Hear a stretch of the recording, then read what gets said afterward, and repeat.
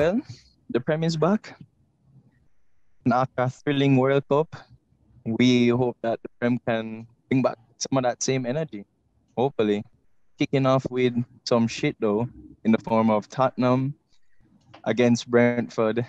They travel to a dangerous Brentford side who does seem to do well against the big six sides. Wanta, what's your breakdown of your favorite manager and his time to face my, I'm not even going to bother say their name. They're not worth it. Well, I hope they turn up because they didn't turn up against Arsenal and they got thrashed and they thrashed us, right? And they made Chelsea struggle where Chelsea should have probably taken a loss if not for Kepa's heroics. And a big thing for Tottenham is that their key defender, he was already missing the first, or I should say the last few games before the World Cup, but Christian Romero is going to be missing, and that's going to be huge, right? Because he's probably the only irreplaceable defender center half they have.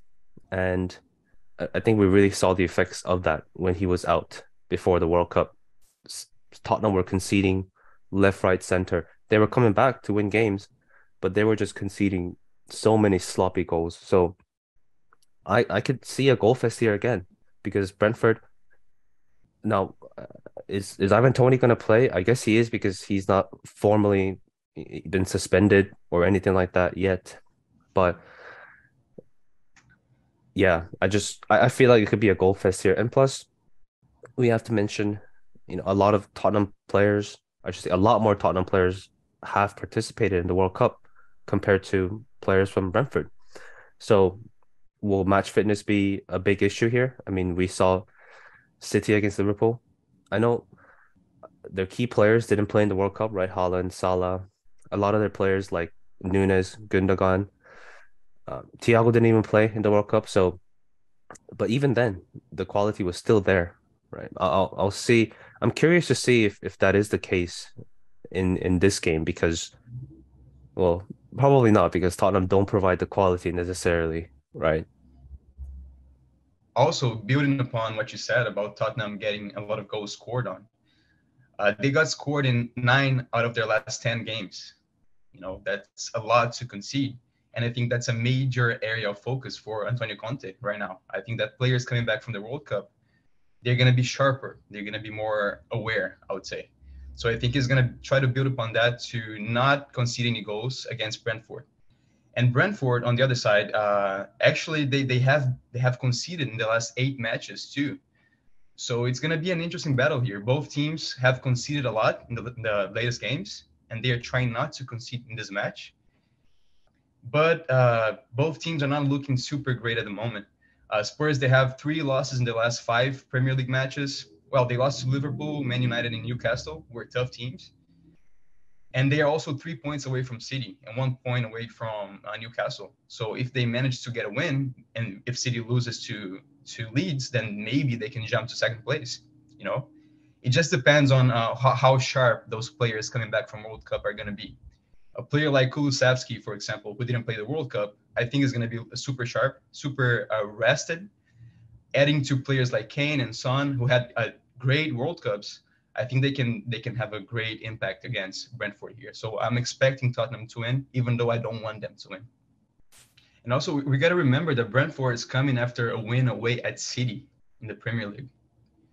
I was looking back at the previous episode where you guys were discussing the preview for this matchup, and one sock was like, I mean, there's nothing to discuss here. City's gonna trash Brentford, and then it's just funny to realize that Brentford actually managed to beat City away, but they played 3 times during this international break, and they didn't get a single win. They lost to Bordeaux and Celta, and they tied with Wolfsburg. So I don't think they're gonna present any actual threat to Tottenham. I think Tottenham's gonna manage to get a win here. Theo, I wanted to hear some score predictions from you. Well, I'm assuming that Tottenham is gonna try hard not to get scored on, so they're gonna try to sit back somewhat and explore counterattacks. So I'm going with either a 1-0 or 2-0 victory for Tottenham. Wow. All right. I don't see Tottenham keeping a clean sheet here, to be honest. So I'm personally going with like a 3-2. You know, they did beat Bournemouth with that same scoreline.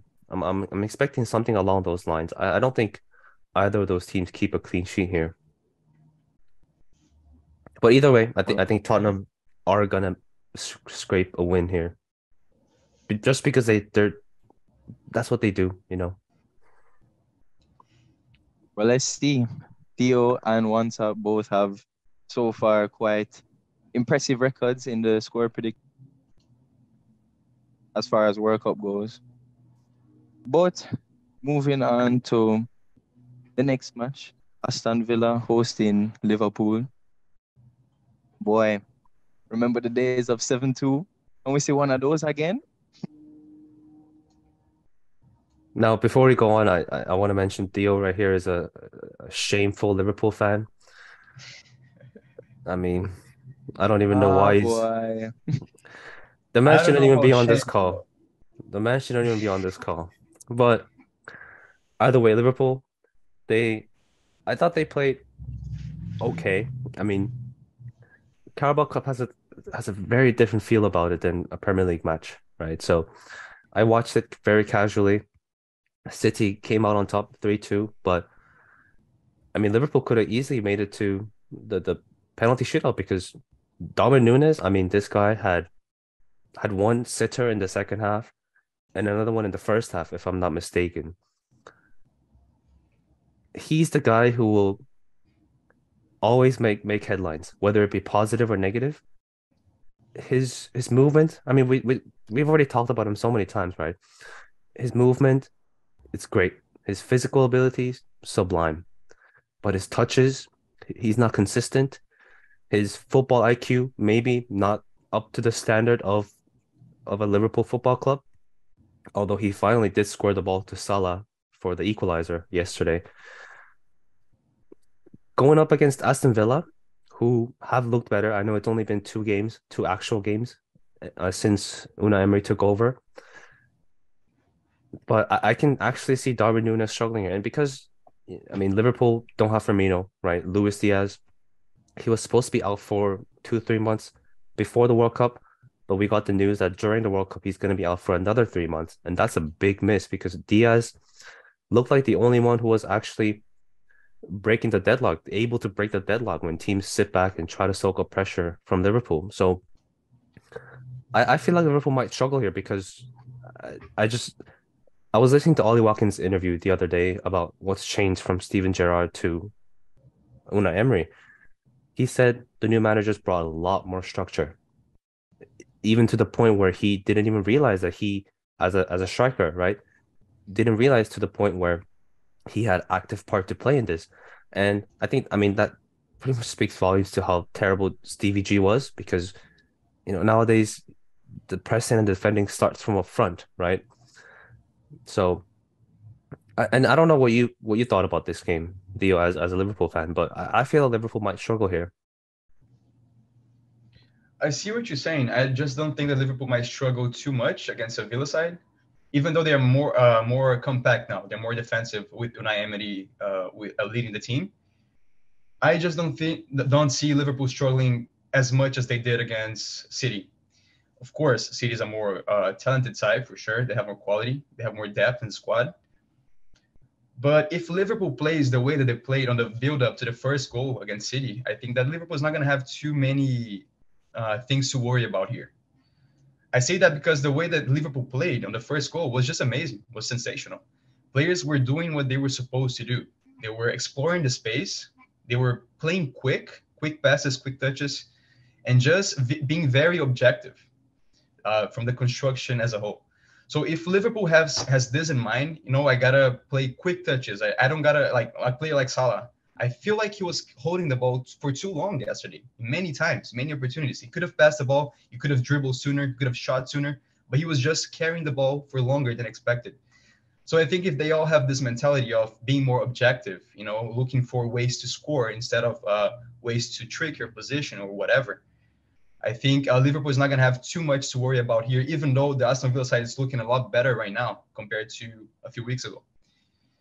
I just see that Liverpool is going to take the win here, maybe a 2-1, maybe a 1-0 victory. I don't think it's going to be easy, but I think it's going to be easier than City, and that's for sure.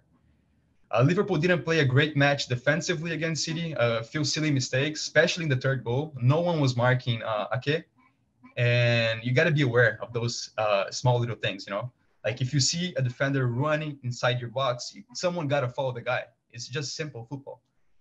So if Liverpool manages to correct those mistakes, which I'm assuming they will, I think it's not going to be any huge issue for Liverpool to take the match here. I want to on one Sox comment about Darwin Núñez.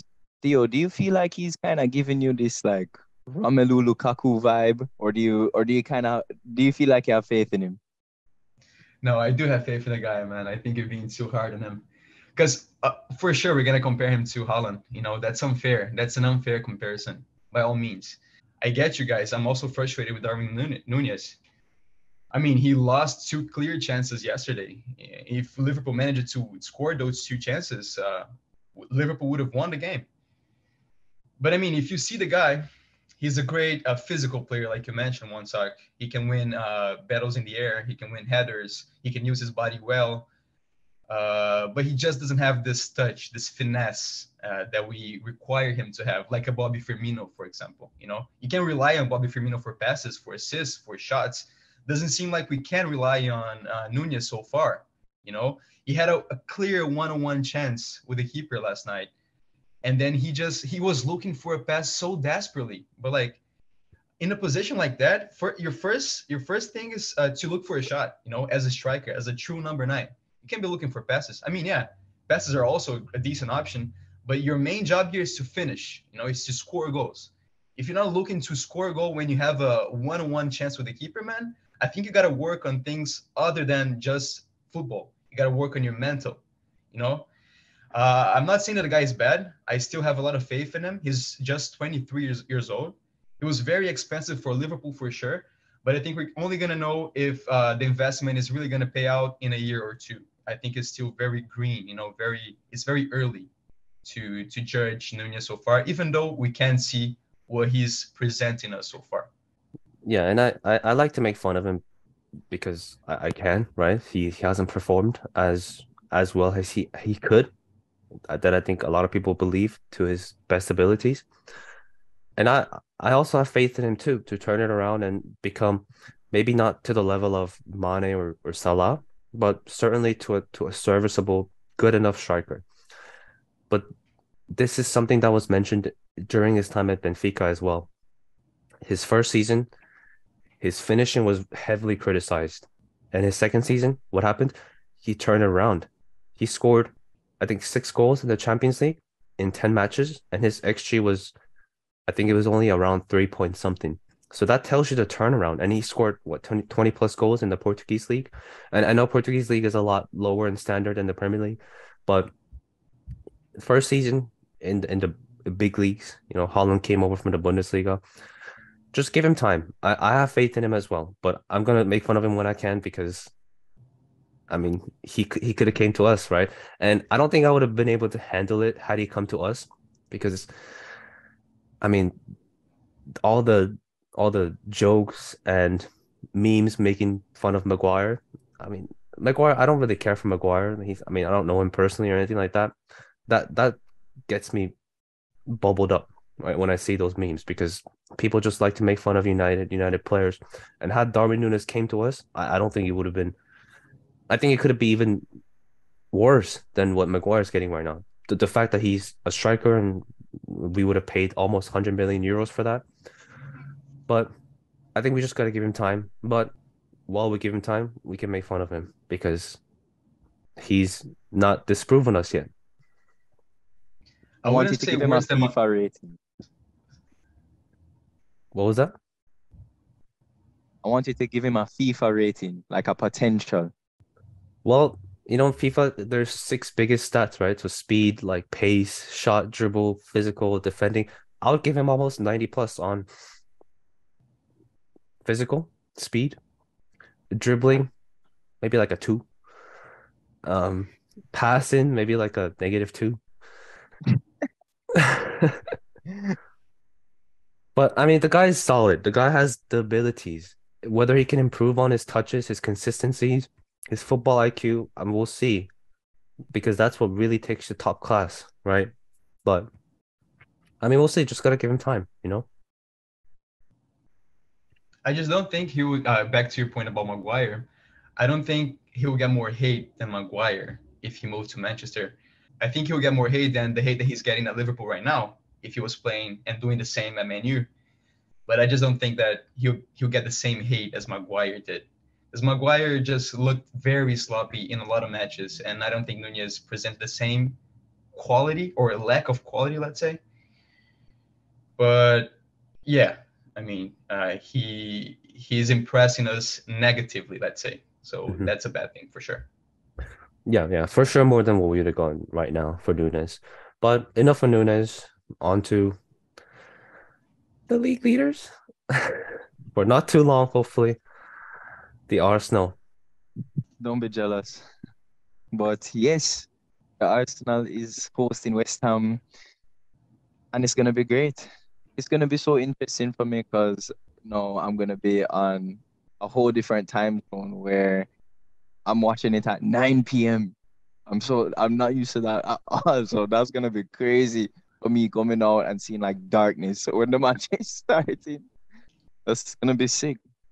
But as far as the game goes itself, we had a couple preseason, I want to call it pre-half season matches, I guess, against Leon, welcoming Lacazette again, and Juventus. And we won the first one, but we lost the second one against Juventus thanks to two own goals. But It's getting just the players back friendlies. now. Yeah, it's It's just just friendlies. friendlies. That's what I'm saying. So we're getting the players back. So I'm not too stressed. I have faith in Arteta. So I saw this stat the other day. Among the big six, I mean, maybe I'll include Newcastle too, but Newcastle expectedly are very low on the list. The number of minutes played in the World Cup by their players, City top, United second. I think it's Spurs third and Chelsea fourth. But after that, there's a huge gap between Chelsea and I forget who's fifth, but Liverpool and Arsenal are in the 1,000 minutes mark, whereas Chelsea to City are 3,000 to 4,000 minutes. Now, that could turn out to be a good thing for Arsenal, right? Because schedule's congested. We all know that this season. How big of a factor do you think that's going to play in this season? I should say the second half of the season, because I was jealous of Arsenal for not having that many players playing for the World Cup because I don't care if Argentina won the World Cup. I don't, who cares? I care about my club, and I'm sure you were the same mindset as well, seeing that Jamaica weren't in the World Cup. Right. And Don't be you mean, know, Montauk. Don't be mean. no, but I mean it's true. It's true. And the thing is, it hurt us in the end, to really answer your question, yeah, that's gonna be very costly for, or all right, not going to be, but potentially very costly for m- every team out there. I mean, look at what happened to Jesus, literally like that, like the blink of an eye, just injured, like months out, and that's like arguably our most important player, one of our most irreplaceable players, I would say, in the side. Is between him and Party, and I would include Jaka as well, the longevity at least.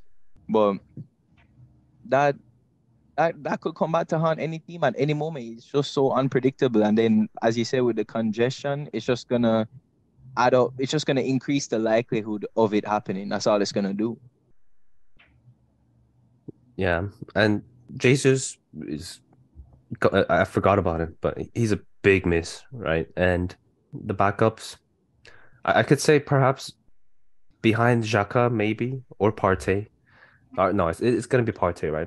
Behind Partey, Jesus was probably the only non-replaceable players that you could never afford to lose because I mean you listed it out, right? The status of the backups prior to the World Cup break, headed by Nketiah. I mean, Nketiah is he'll do the job. He'll press. He's a great presser, like you mentioned. But is he going to be providing the same where Jesus was seeming to be really making everyone else around him flourish? Saka, Odegaard, Martinelli were all flourishing with him in the mix, just so fluid. And Nketiah is not going to provide that. So I 100% agree that's going to be a huge miss. Noah, Arsenal topped the Premier League table at Christmas for the first time since 07-08. And this happened for the last 5 times that this happened. Arsenal did not manage to secure the title. So what do you think Arsenal needs to do in order to secure the Premier League title here? Learn from mistakes. I mean, it's just like you said, it's just been happening now several times and just haven't followed through with the victory. So really and truly though, there was obviously few notable times where crucial players got injured, but you never want to bring it to that really, but it's just the truth of what actually was the case. I mean, Cazorla getting injured was a huge miss, and so was Eduardo. So, I mean, you really could. You that really goes back to One Sock's point earlier about the congestion fixtures. Arsenal need to learn now to get some players in just for quantity purposes, like for depth. So in case a situation like this happens, the whole team doesn't collapse. And that's why I'm saying learn from the mistakes of the past. These things can happen at any given moment, no matter how good you look, no matter how well you're playing, it doesn't matter. I think Arsenal to take advantage of the January transfer window. Well, the last time Arsenal were top at Christmas was 15 years ago. None of the players, not even Arteta, was at Arsenal when that happened. But speaking of January transfer window, I don't necessarily see anybody to replace Jesus because I mean we saw even last winter, right? Arteta is the type to not sign anybody over signing somebody that he doesn't really want or doesn't fit his style. So I personally don't see Arsenal doing any huge activities in the winter transfer window, but there's situation brewing with Vlahovic at Juve. So I mean, who knows, right? But here's the thing. A wise man once said, a wise man learns from his own mistakes. A wiser man learns from others' mistakes. The Arsenal of now need to learn from Arsenal of past. And we've had some good links so far. We've had Mudryk. That's a very good link right there. I've heard some great things about him. I don't know too much. I haven't watched him personally, but from the quality that I'm hearing, from the type of profile that he is, that sounds very exciting. And so does Joe Felix. I'm a little iffy about because it seems like he's not having such a great season in La Liga. I mean, but can correct me if I'm wrong or Well, if I don't they think you think can afford otherwise. him. I don't think you can afford him anyway. Yeah, exactly. At that price, I'd be open to a loan, but it seems like Atletico don't want that. But I mean, who knows? It's winter transfer window is a month, and Arsenal famously signed Kim Charlstrom, which nobody saw coming, and he offered absolutely nothing. So, but it's a change regime at Arsenal, and but from what we've seen in this regime for the past what 2 seasons, they're just not going to sign anybody, or at least spend top dollar in January transfer window. Right. So I mean, yeah, it's just something that we know is needed, but we're gonna see if it actually does end up coming to fruition. So anyway, moving on to Chelsea Bournemouth. Well, before we move on, I mean, I'm expecting an Arsenal win here. Yeah, no doubt over here too. Arsenal should, I would say, should easily win this one, maybe a 2-0, 3-0 victory. Not seeing any West Ham present any actual threats to Arsenal right now. And Noah, we're gonna find out if Arsenal is actually the wise guy or not at the end of the season. Okay? Yeah, I have faith in Arteta. I feel like he is going to learn from those mistakes, but as you say, we will see. But one talk, I know you're trying to reverse jinx right now.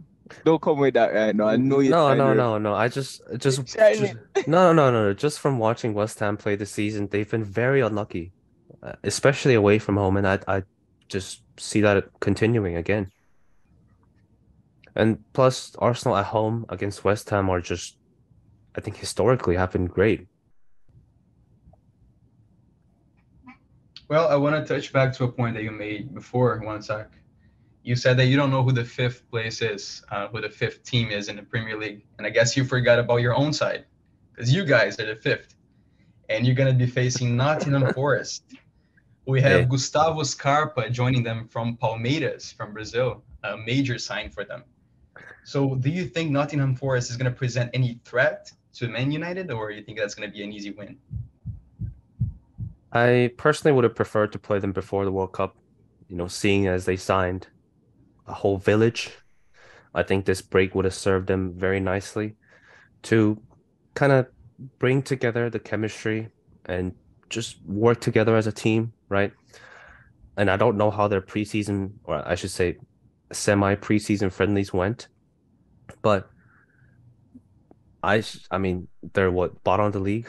If we want to qualify for the Champions League, we should be just dispatching away with these teams. But we just know we're not that type of team anymore, or not yet. We should strive to be that team, but we're not.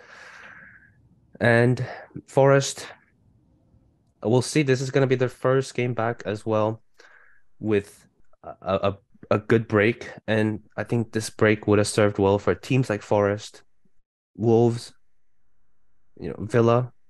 Um, I'm forgetting the other team that changed their manager, but pretty much all the teams that had a big change in their squad or their manager. I think this break would have served them very nicely, and I'm curious to see how they perform because they were probably the worst team in the league prior to the World Cup, right? And Gustavo Scarpa, I don't know nothing about the guy other than that he's Brazilian, and I've used him again in Football Manager because he's cheap, but he's not gonna play, right? I don't think I don't think it can be formalized before the January window, but I mean we should be beating this team. Although I had a stupid dream today that we lost 3-1 to them, and I woke up because it felt real, and I was very frustrated, but then so relieved to see that it was a dream. But a lot of times my dream comes true, and I really hope that it doesn't this time. But the last time I had a dream, I think it was regarding Arsenal, and they were gonna lose to I forget which team, but they ended up winning anyway. So Come on. I know. Let me ask you this: do you think this international break also benefited Man United somehow, given all the Ronaldo situation? Do you think they're also to benefit here from this break? New energy. Just let's recycle some things. What do you think? Yeah, Theo, that's actually a good point still. I really was what the way I was looking at it was, some players, like for example, Varane made it to the final. That's a big deal for him. I know, even though he's already an experienced player. Lisandro Martinez won. That's a huge deal for a young player like that. I think coming up now, he's gonna feel a lot more confident. He's gonna feel a lot more experienced. He's gonna kind of have that weight off of his shoulders, knowing that he's kind of established himself in to this proper world of football. And it's those types of things that I think Man United are going to benefit from. And now to add to your point, now with the Ronaldo situation, I feel like that is just going to be a whole new fresh air, just like in the dressing room. The team is just going to be like this. It felt like maybe there was this black cloud over the whole squad. I mean, obviously I wasn't in the dressing room, so I can't tell, but it just sounds like that was the case. So Can you compare that to having a new manager on the squad? Maybe the changes that's going to provoke to Man United is similar to the changes that you have with the new manager leading the squad. yeah, I mean, it seems very kind of similar to Arteta in a way as well. The strictness and the discipline. I feel like the values are just very much in play, but This What is this man guy say this showing right about now? yeah. Oh my Anyway, god. yo, the trash is over there still.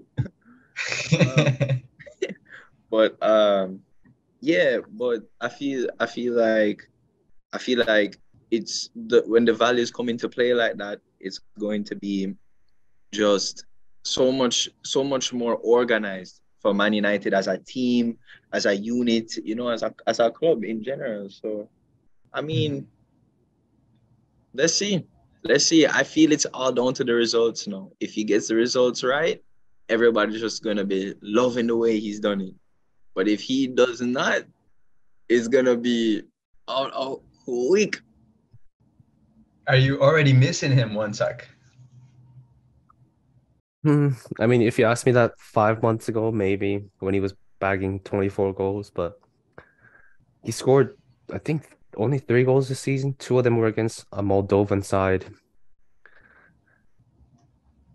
Yeah, I mean, we see the status of the clubs that want him, and it's none of the top clubs in Europe.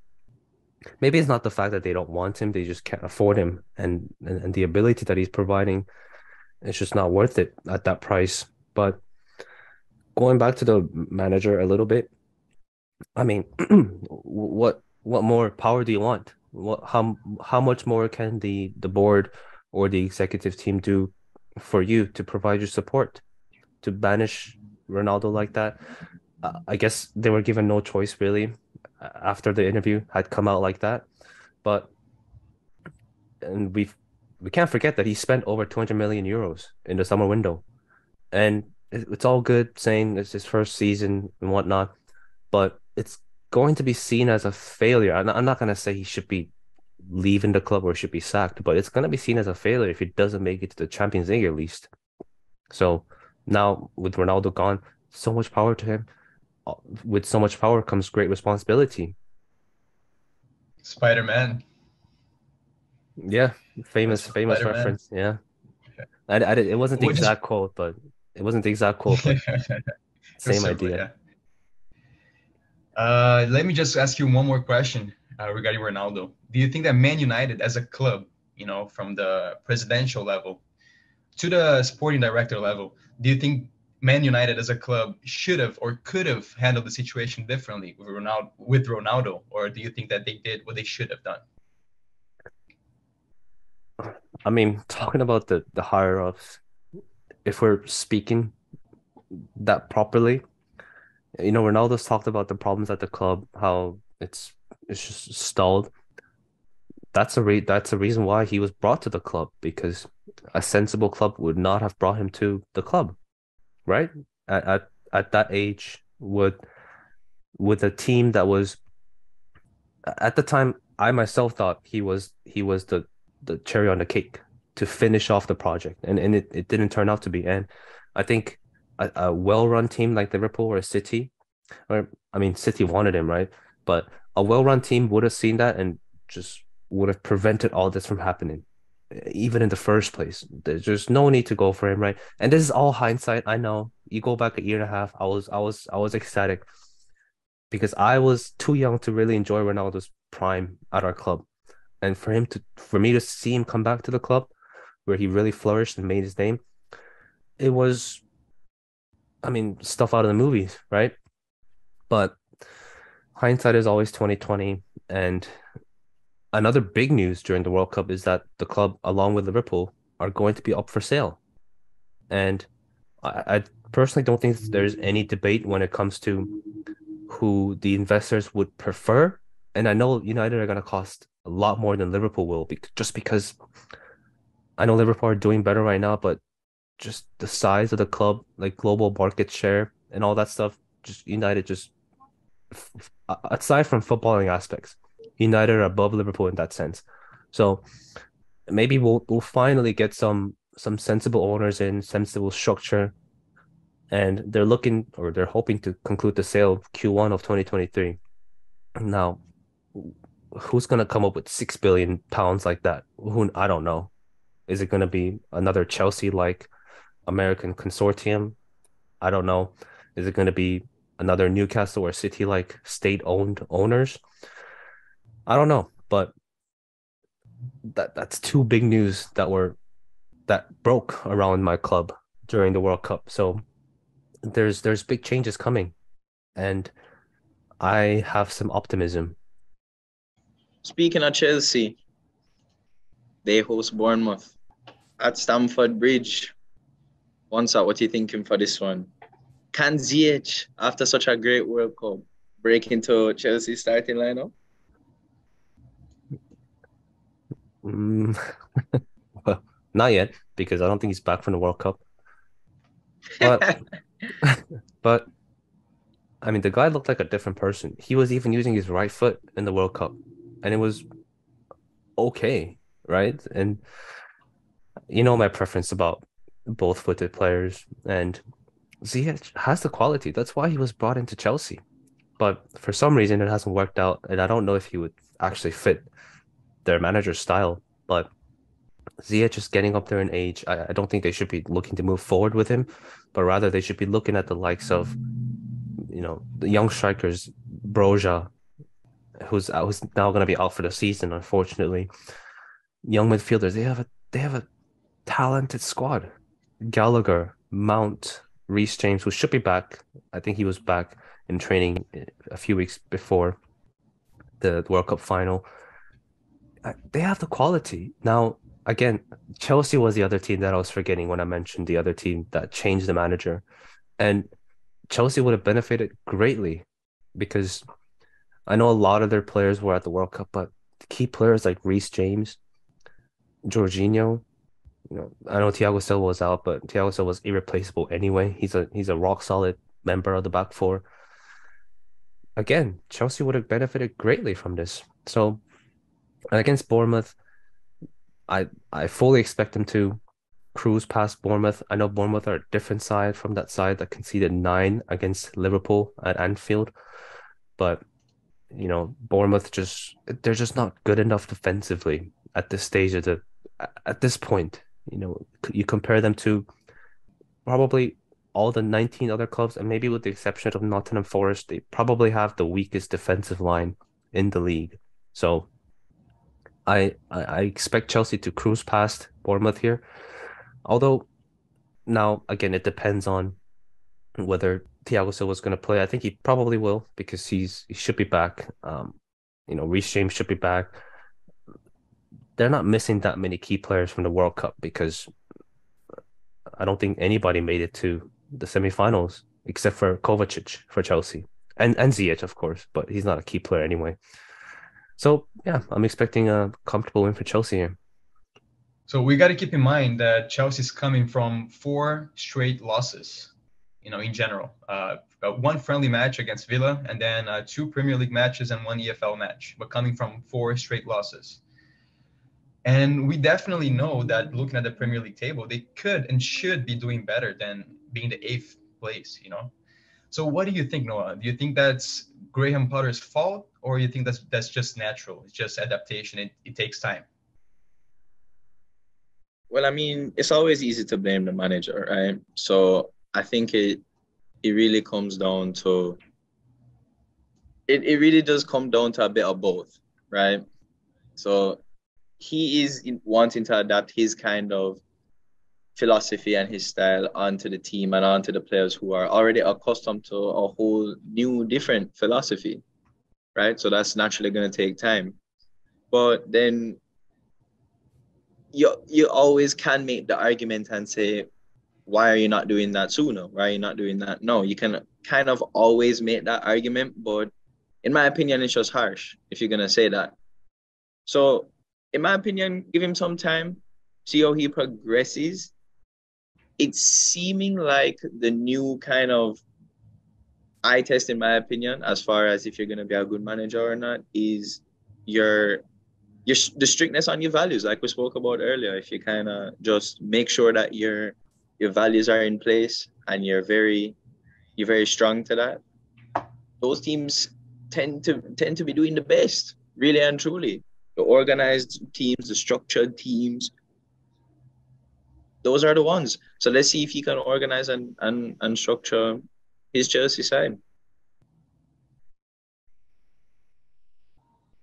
Yeah, and like you said, players start to lose faith in their manager when they start chopping and changing their philosophy or their values.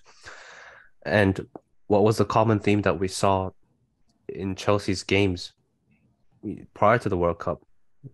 Early changes to their formation, to their personnel. And from what I saw, I mean, their general structure stayed the same, their general philosophy stayed the same, right? But when you keep chopping and changing your personnel and your formation like that, you're everyone's gonna struggle, right? You don't have a set way of who needs to be where, and that understanding needs to be built under a new manager, and you keep on chopping and changing that. Can't be good for the players either. So either, like you said, Graham Potter needs to get it done early and not mid-game. And I think I mentioned this before too, but being able to recognize the issues mid-game is very praisable, but you're the one fundamentally who caused that issue in the first place, right? So I think he needs to do better as well, of course. But I mean, jumping from Brighton to Chelsea, I know Brighton were doing very well, but it's a big jump. It's like we often underestimate that for especially managers. We sometimes do that for players too, but we especially for the managers, we assume everyone to succeed just because they succeeded at a somewhere else. But it's very different. The expectations are different, the pressure. It's, we have to keep that in mind as well. Well, the question for me is Chelsea actually missing a true number 9 here? Because if you see at Chelsea's top goal scorer, we see Raheem Sterling with 3 goals and 1 assist, and Kai Havertz with 3 goals. And in comparison, if you compare it to either Kane, who has 12 goals, or Haaland, who has 18 goals, I mean, it seems like Chelsea is lacking a lot here, as far as the number 9. They do have Broja, who they brought in last summer. I just don't think that this guy is going to be able to fulfill their needs, to score goals. So what do you guys think here? Who could be the number 9 that Chelsea is looking for, or that Chelsea actually needs right now? Maybe Chelsea could do without Vlahovic. Maybe that could be the guy. That could be the move. I mean, Kind of fits their bill. But Chelsea, do they even have money to spend on Vlahovic? I just They spent what, 300 million euros in the summer. And we go back to 2 years ago, right? They gave up on Haaland because he was too expensive, and they paid 100 million for Lukaku. And I sound like a broken record again, but we talked about this, right? They're going to be ruining this for years to come. And we mentioned it to our mutual friend. And I mean, right, imagine they were sitting on Haaland right now. They'll be chilling. Maybe they win the league last season. They started off great until Lukaku's interview. So I personally don't see who they're gonna sign. I mean, they're not gonna sign Ronaldo. Even if they do, he's not gonna solve the problem. I don't think, with the form that he's in. Chelsea are, I wouldn't say in a big mess, but they're in a turmoil of big changes, and it's not welcome for the fans to watch, I don't think. Well, I think Christian Pulisic was offered to Arsenal on a loan, right, Noah? Maybe. I mean, I wouldn't be surprised if that was a link, but we were I linked to him don't. on loan as well, Pulisic. Man So United. maybe I guess he's looking for that. Yeah, we Wow. were linked to him on loan, and I think the Chelsea fans' reaction tells everything. They were happy. So Oh gosh, leave the guy alone. Come on. No, he's an American friend. Come on. The American hero, Captain America, as they say. the LeBron James. LeBron James of soccer. But Well, I'm not gonna lie, he did play well for the United States, but he's not performing well for Chelsea for a good long time, and we've seen that. But I would also say he's not getting the time. He's always being subbed on with 20, 30 minutes to go, and maybe one day he can catch the momentum and really ride that, but it's really hard. I mean, I've never played football professionally, right? But I can't imagine being able to really catch momentum and really build that up when you're only playing 30 minutes a game.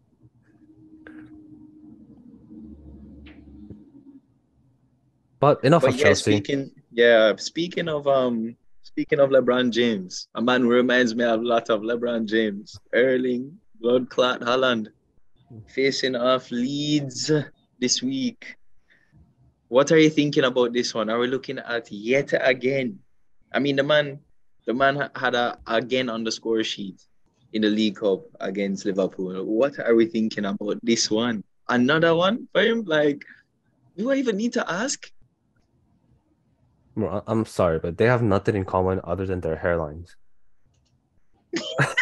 I'm talking about the power. It's the power that I see, the physicality, Nah, the ability to just like bulldoze somebody down in a No, I run. mean Yeah. LeBron's been doing it for 17 years. Holland's just been doing he's 20 what 22? But I he's just been said he doing it for reminds me three, of four him. years. You know, he's been doing it for quite some time now. That is true, and he's young. Are we Well, looking at the LeBron James in foot? Like, you know how like Americans will ask you, would LeBron James be a good footballer? Or like if like LeBron James practiced football, this is how he would be if he played football. He would be Erling Haaland. there's also what if I don't know if the you guys are familiar with American football, but what if Kylian Mbappe played a wide receiver?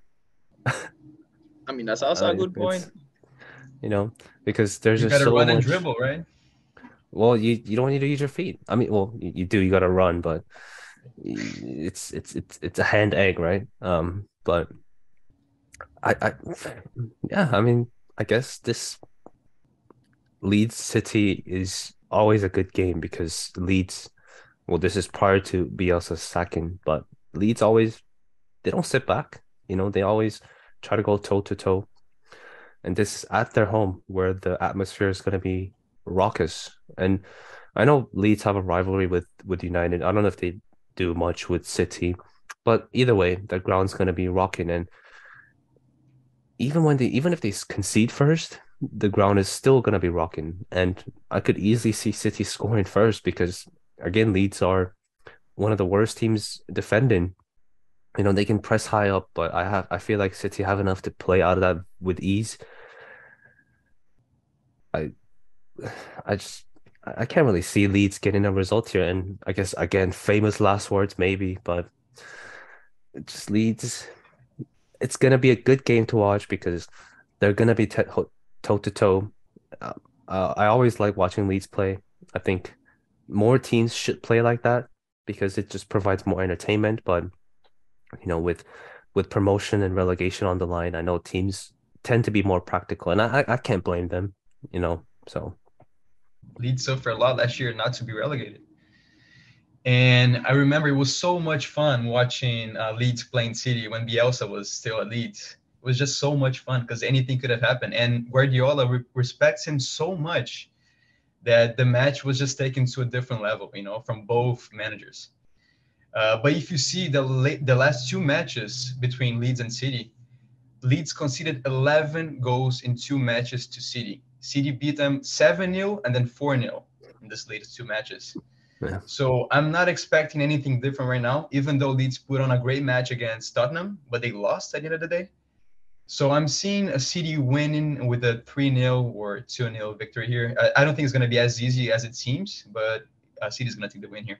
Yeah. Although in that 4-0 win, Leeds did provide. They were unlucky to not score, so I'm not denying that City are going to score at least two or three, but I think Leeds will have their own chances as well, and it comes down to whether they can finish it. And Rodrigo, he was on fire, right? And Somerville, I don't know if Somerville's going to play. I think he's a doubt for the game. But this game is so late in the week, right? It's on Wednesday, so he could be fit by then. But I think it's just going to come down to whether Rodrigo can keep his form up. Whether if Bamford does start, whether he can dispatch those chances. He's just not that type of player anymore, or was he ever really? So. Well, I forgot to mention that Leeds, they put on a great match against Tottenham, but they also beat Liverpool away. So we could expect surprises happening here. Maybe a tie. Maybe Leeds managed to get a tie, or maybe even a win over a scrappy goal or whatever happens, you know. So given Leeds' latest performances, anything could have happened, but I'm expecting easy City win for sure. Yeah, and they also gave us a scare as well too. Yeah, that's the game that you're right. Leeds really should have won. Yeah, They for did real. play So better. maybe You're right. they'll take it out on City for us. So that we can hope for still. Theo, how would you set up if you're Leeds? Trying to get a Well, result here, David Goliath kind of match. What are you thinking? yeah, that's a good question. I'm gonna base my answer on what I saw on the World Cup. I'm gonna say Leeds should sit back and defend, like Morocco did, like teams like Japan did at first, and then they try to switch how the game was being taken care of, let's say. So I would say that my first approach would be to wait to close up every possible gap and to try to explore City's weaknesses. You know, maybe trying to play the ball, ping the ball behind the fullbacks and try and explore the space in the counterattacks. But for the first half, at least, I would try to sit back and defend and see what's going on, trying to get a grasp of the game as a whole. And then I would try to be more aggressive in the second half if I had the opportunity to do so. Try to control the games in areas that I saw myself as being stronger than my opponent. If it's on the wingers, then let's play more balls to the wingers. If it's through the middle, then let's try to control the ball in the middle. But it's going to be a tough one for Leeds still because City is just City. You know, they have all the quality in the world. They're going to control the match for sure. They're going to try to score off of every chance. They're going to create many chances. And what else can Leeds do? They're going to have to sit back and defend anyway. So they're just going to have to do an excellent job at defending. Yeah, I just feel like by second half, the game might be out of Leeds' hands, to be perfectly honest, because I forgot to mention, but remember Tyler Adams got sent off against Tottenham. So he's not going to be playing this game. And that's unfortunate for Leeds that they didn't have a Carabao Cup to rinse that red card with. But or maybe it wouldn't have been because it was 2 yellow cards leading to a red anyway. But I mean, Leeds are already shaky defensively, and if they're missing their captain Tyler Adams, that's a huge miss, and that's very good news for City. Not that they need much good news, when they're going up against any team. So, checking into the quickfire round still. Crystal Palace, Fulham. Theo. Well, Palace's last impressive win was against West Ham with a goal in the latest minute with Zaha putting in a great performance.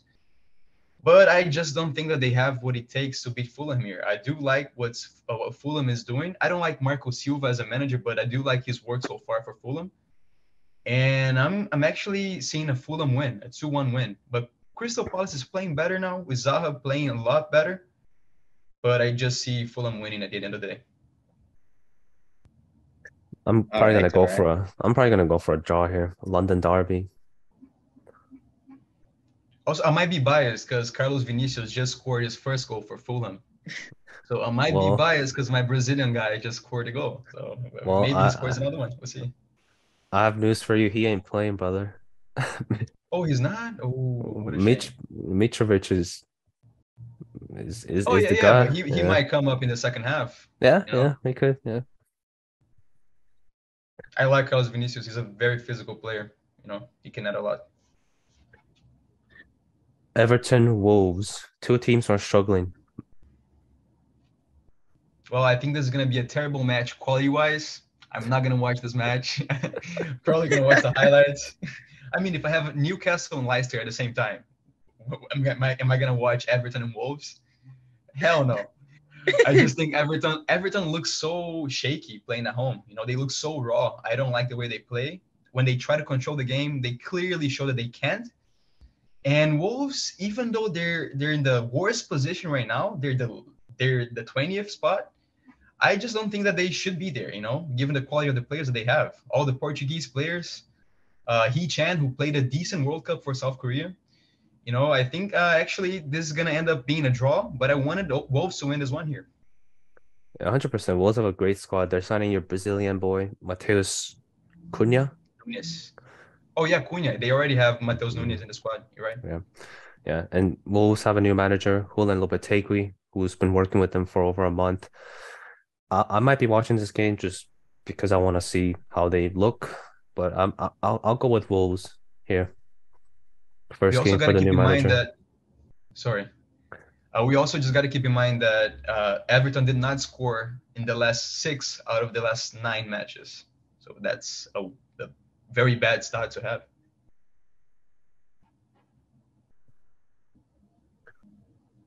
Moving on to Leicester and Newcastle. What do you guys think is going to happen here? Can we go against Newcastle? I think we could because Leicester have been on the up, at least defensively. I know I criticized Danny Ward, but he's been putting a decent shift. And it's Leicester at home, Newcastle traveling.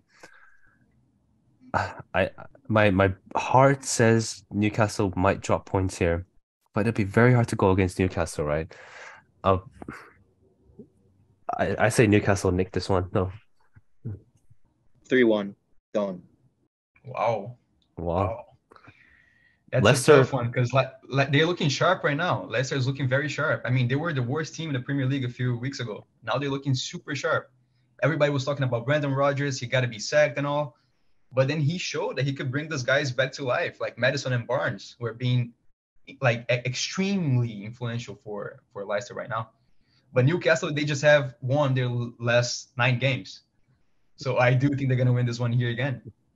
Maybe a 1-0, 2-1, but I think they're going to take it too. yeah, just a quick point.